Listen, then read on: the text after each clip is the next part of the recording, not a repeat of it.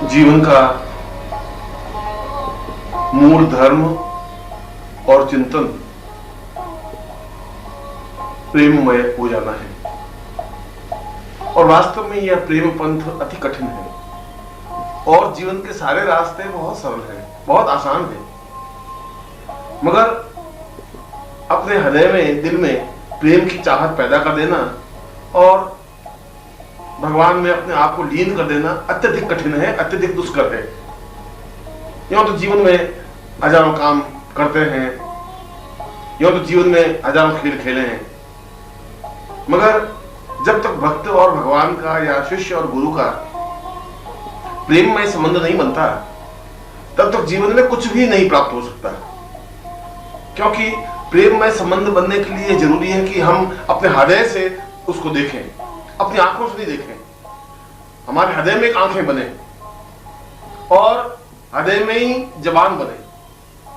ये बहुत कठिन बात है। तुलसीदास जी ने एक जगह कहा है कि मैं सीता के रूप का वर्णन कर नहीं सकता, इसलिए वर्णन नहीं कर सकता कि उस सीता को आंखों ने देखा है और आंखों के पास जबान नहीं है, और जबान वर्णन कर सकती है मगर जबान के पास आंखें नहीं है।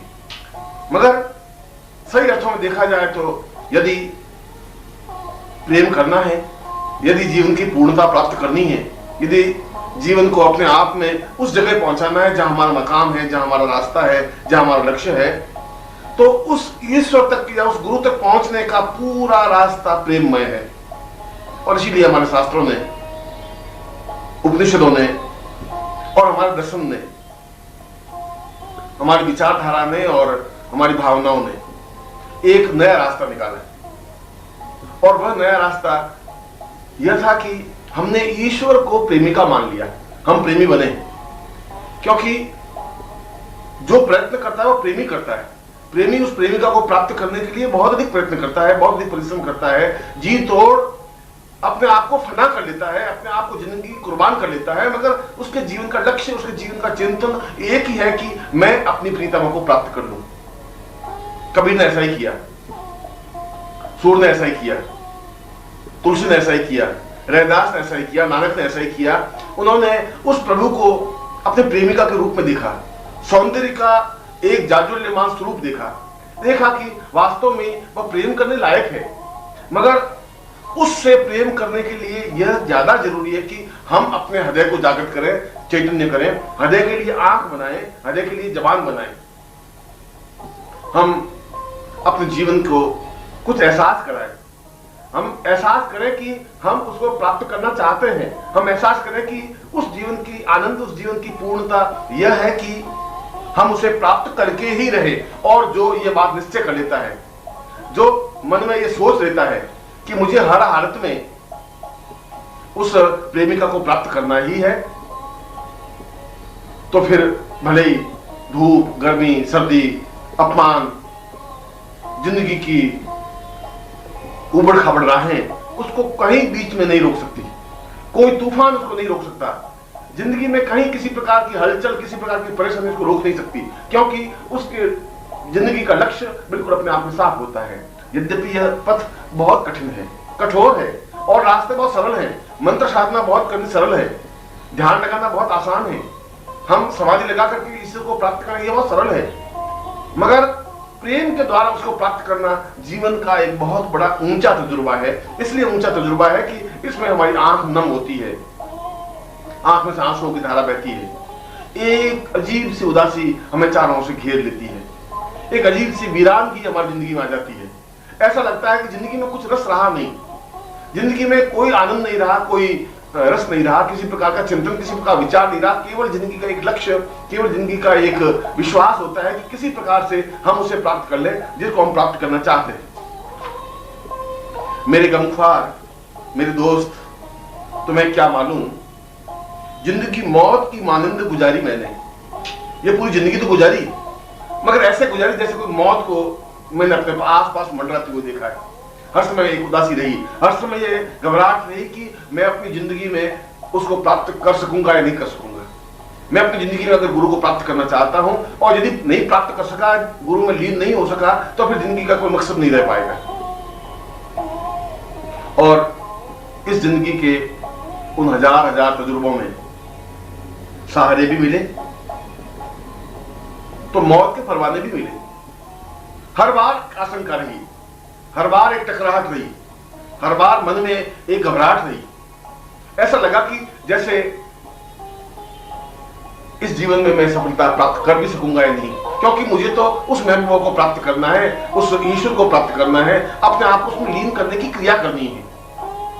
कभी जिंदा रहने की कल्पना होती है, कभी मौत होने का तजुर्बा हो जाता है, कभी ऐसा लगता है कि जैसे जिंदगी है ही नहीं, कभी ऐसा लगता है कि शायद जिंदगी कुछ घड़ियां बाकी हैं और हम शायद इस जिंदगी में कुछ मिल सकें।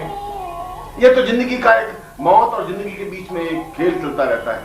मगर इसमें भी जो रास्ता और रास्ते पर चलता ही रहता है, जिसने जिंदगी में निश्चय कर लिया कि मुझे हर हालत में इस रास्ते को पार करना है, अगर एक बार निश्चय कर लिया कि मुझे इसको प्राप्त करना है और प्राप्त करना है, तो फिर उसके लिए कुछ भी बेमानी नहीं होता। युद्ध को जीतने के लिए किसी भी प्रकार की स्थिति, किसी प्रकार की तरकीब अपनाई जा सकती है, और प्रेम को जीतने के लिए, प्रेमिका को प्राप्त करने के लिए कोई भी स्थिति, कोई भी तरकीब प्राप्त की जा सकती है। ईश्वर को प्राप्त करने के लिए कोई तरकीब गौण नहीं होती, गुरु को प्राप्त करने के लिए कोई तरकीब व्यक्त नहीं होती। वह तो एक जिंदगी और मौत की बात है। मौत से भी ज्यादा बदतर सजा हो तो उसको भी हम भुगतने के लिए तैयार। जीने के अगर चंद सहारे भी मिले हैं तो जान से जाने के इशारे भी मिले। जिंदगी धूप और छांव रही है। ऐसा नहीं है कि जिंदगी में जिंदा रहने के ही सहारे मिले हैं। कई बार ऐसा लगा है कि शायद वो आवे, कई बार ऐसा लगा कि शायद जरूर आएगा ही आएगा, क्योंकि मैं जब इतना याद करता हूं तो ऐसा हो ही नहीं सकता कि वह मुझे मिले ही नहीं।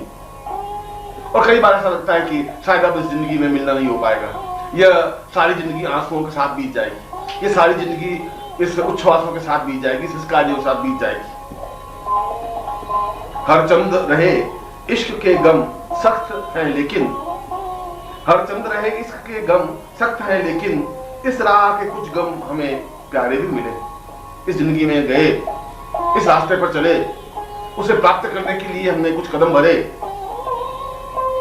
तो इसमें कांटे बहुत मिले, इसमें खार ने हमारे दामन को बहुत ज्यादा पकड़ा, हमारे कपड़े जार हुए, मगर कुछ गम हमें ऐसे भी मिले जिनको हमने पाला।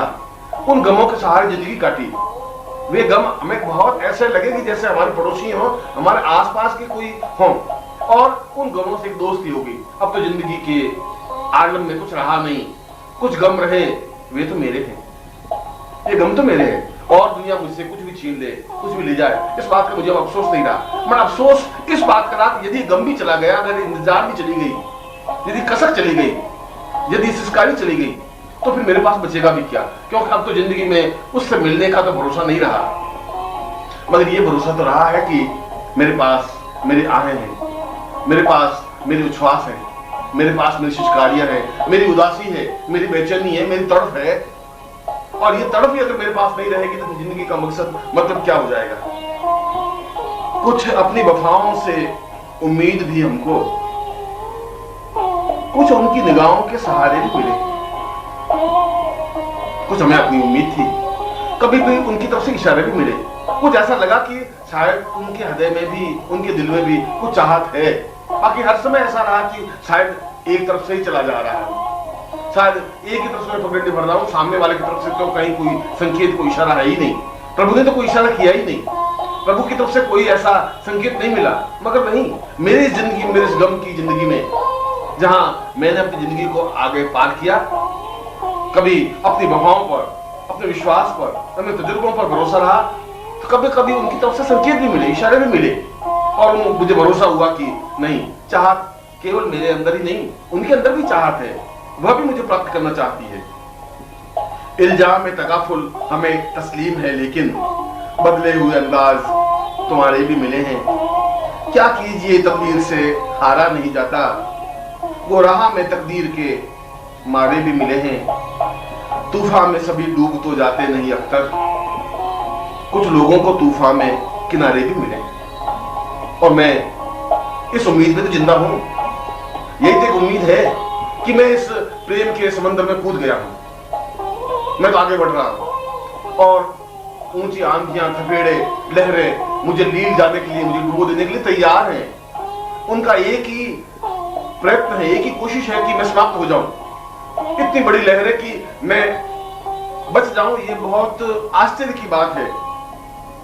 मगर एक यकीन है, एक विश्वास है कि तूफान में सभी डूब तो जाते नहीं अक्सर, सभी तूफान नहीं डूबते हैं। कुछ ऐसे होते भी हैं, कुछ लोगों को तूफान में किनारे भी मिले हैं। हो सकता है कि मैं लहरों से जूझ रहा हूं, इन बेचैनी, घबराहट, इन दुखों, इन परेशानियों, इन समस्याओं से जूझ रहा हूं, और शायद मुझे किनारा मिल जाए।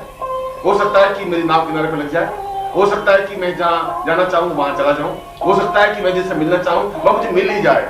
ऐसा नहीं है कि मैं इस समुद्र में डूब करके डूबता ही चला जाऊंगा। ऐसा भी हो सकता है मैं डूब जाऊं, मगर मुझे इस बात का कोई अफसोस, कोई गम नहीं है। अगर डूब भी जाऊंगा तो मुझे कोई मन में किसी प्रकार का विचार नहीं है। जीने के अगर चंद सहारे भी मिले हैं तो जान से जाने के इशारे भी मिले, और मैं उन इशारों पर, उन संकेतों से, एक छोटा सा इशारा भी मेरी जिंदगी का पाथवे बना है, रास्ता बना है, और मैं उस रास्ते पर बराबर बढ़ा चला जा रहा हूं। मैं तो इस बात को जानता था, जिस दिन इस डगर पर पहली बार पांव रखा तब मुझे पता था कि यह रास्ता बहुत उबड़ खाबड़ है। तब मुझे मालूम था कि इस रास्ते पर एक एक कदम कांटों से भरा हुआ है।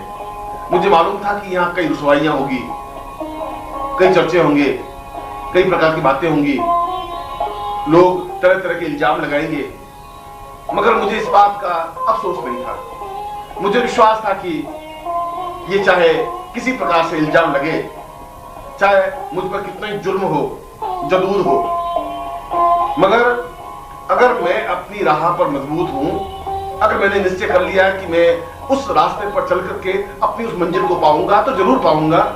यद्यपि रास्ता कठिन है, मैं तो पहले ही समझ रहा था कि इस रास्ते में इतना आसान नहीं है। लोगों ने इस रास्ते को आसान समझ लिया है, मगर इस रास्ते पर तो जो मर्द हैं, जो बहादुर हैं, जिन्होंने जिंदगी के दामन को थाम करके आगे बढ़ने की कोशिश की है, जो निश्चय कर लिया है कि मैं किनारा पाऊंगा ही, वो इस तूफान में कूदते हैं, वो इस समंदर में छलांग लगाते हैं, और जो छलांग लगाते हैं वे या तो डूब जाते हैं या फिर किनारा पार लेते हैं। मगर मैं ऐसा कमजोर भी तो नहीं हूं। मुझे अपने आप पे कॉन्फिडेंस है, विश्वास है, मुझे अपने आप पे भरोसा है कि मैंने अपनी जिंदगी में जो चाहा है वह मिलेगा ही। क्योंकि मेरी जिंदगी का एक एक लम्हा, एक एक मुरब्बत, मेरी जिंदगी का एक एक तरफ उसकी याद में डूबा हुआ है। एक क्षण भी उसको अपनी आंखों से ओझल नहीं कर सकता। एक क्षण भी मैं ऐसा हुआ ही नहीं कि मैं अकेला रहा हूं। जहां रहा हूं या तो मेरे पास आंसू रहे, या सिस्कारियां रही, या उसकी याद रही। अकेला तो रहा ही नहीं, अकेला मुझे रहने दिया ही नहीं।